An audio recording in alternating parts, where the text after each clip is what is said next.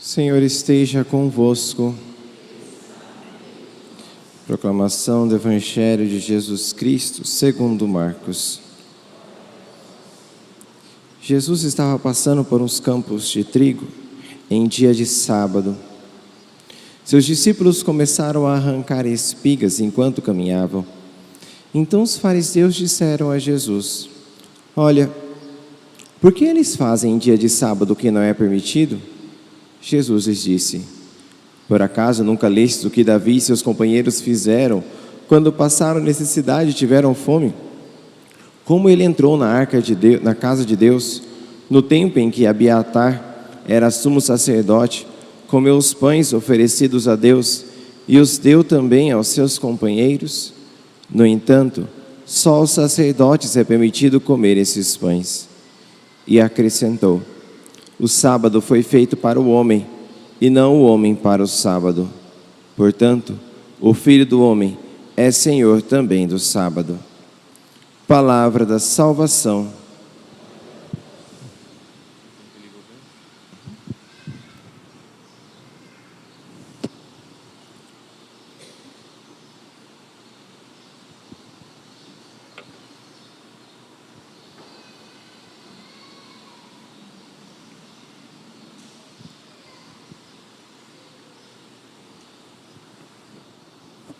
Meus queridos irmãos, a primeira leitura começa com o próprio Deus dizendo a Samuel: Até quando ficará chorando por causa de Saul, se eu mesmo o rejeitei, para que não reine mais sobre Israel?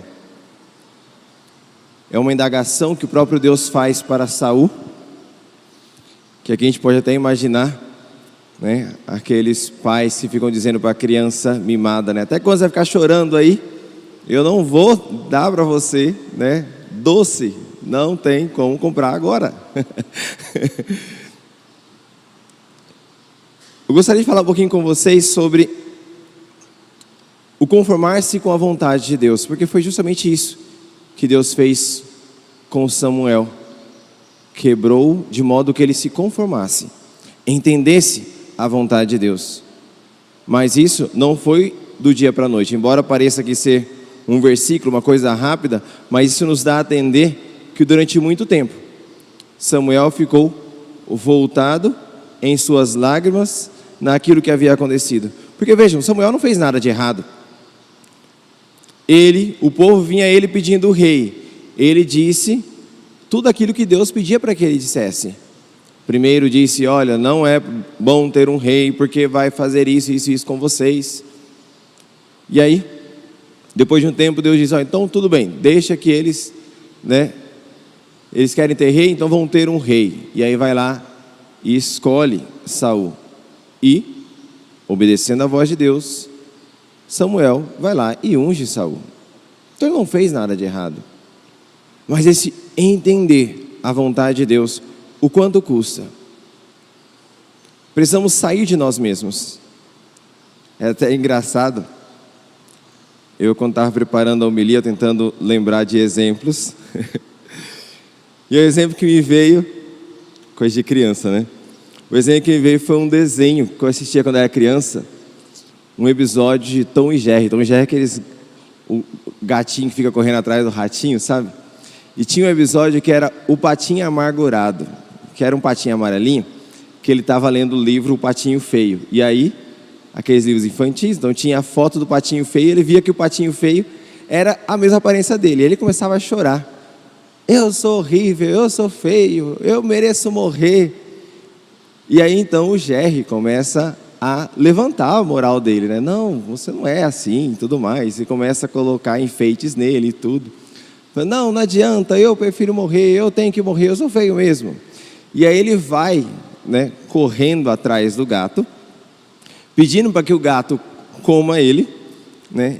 E aí toda vez quando o gato vai tentar comer ele, aí o Jerry resgata, né? E fica assim o episódio todo, até que no final, é engraçado, até que no final, ele já fugindo, né? Colocou um saco na cabeça, porque ele era horrível mesmo e tudo. Aí ele encontra uma patinha, que acha ele bonitinho. E aí o olhar dele sai de si mesmo e começa a olhar a patinha. Aí muda. Aí eles saem felizes, tudo, né? É basicamente assim, resumindo em alguns segundos o episódio do patinho feio. E muitas vezes nós nos comportamos assim. Eu mereço morrer, eu não mereço essa vida. Porque nós nos voltamos às nossas realidades e queremos que as coisas aconteçam da nossa maneira. Esperamos um mundo ideal para que nós comecemos a ser perfeitos, comecemos a caminhar nos caminhos de Deus. Não, padre, quando o meu marido começar a ir à missa, aí sim, padre, eu vou começar a ser uma boa esposa. Padre, quem me impede de poder rezar mais, de poder me oferecer mais a Deus, padre? É os meus filhos, porque, nossa, padre, você não sabe como é que ela é em casa. E a gente vai colocando nos outros o obstáculo, vai esperando o mundo ideal, vai esperando uma situação ideal, para que nós comecemos a servir a Deus. Em outras palavras, vamos colocando no obstáculo, ou melhor dizendo, o obstáculo nos outros. Só que na verdade, o grande obstáculo, quem mais nos impede de chegarmos a Deus, não são os outros, somos nós mesmos. Nós que colocamos essas barreiras. E a prova disso, meus queridos irmãos, é que se nós fizéssemos uma simples meditação, onde no nosso lugar estivesse um santo, as ações seriam diferentes. Quando nós olhamos para a vida dos santos, nós percebemos que eles não esperaram o mundo ideal para começarem a servir a Deus. São Francisco não esperou o mundo ideal. Não, quando meu pai for dessa forma, quando a minha mãe for dessa forma, aí eu vou começar a servir a Deus. Assim como Santa Rita de Cássia não esperou que o seu marido se tornasse um bom marido, para que ela começasse sim a servir a Deus. Quando nós olhamos para a vida dos santos, nós vemos que não foram obstáculos à situação em que eles viviam, muito pelo contrário, foram um trampolim, foi um trampolim para a vida deles. E essa é a realidade, de se conformar com a vontade de Deus e enxergar que o agora e o presente que Ele nos oferece, as situações em que nós vivemos hoje, seja você com a doença que tem, seja você com o marido, com a esposa, com o serviço ou com a falta dele, no momento em que você vive agora, essa situação, ela é a situação que o Senhor escolheu para te fazer santo. Não espere, meus queridos irmãos, o mundo ideal para ser generoso com Deus. Olhe para além. Nós nos voltamos muito às aparências, isto é, o nosso olhar está muito raso. Olhemos para além. Peçamos ao Senhor que aumente a nossa fé. O Senhor quebrou e moldou Samuel, fazendo com que Samuel olhasse além. E quando Samuel se conformou com a vontade de Deus, o resultado disso foi um novo rei que surgiu, Davi, que se tornou modelo de rei para todo Israel. Através de Davi surgiu, da descendente de Davi, que veio Jesus. Portanto, meus queridos irmãos, não olhemos tanto para as situações que nos vêm, mas damos um passo para Deus.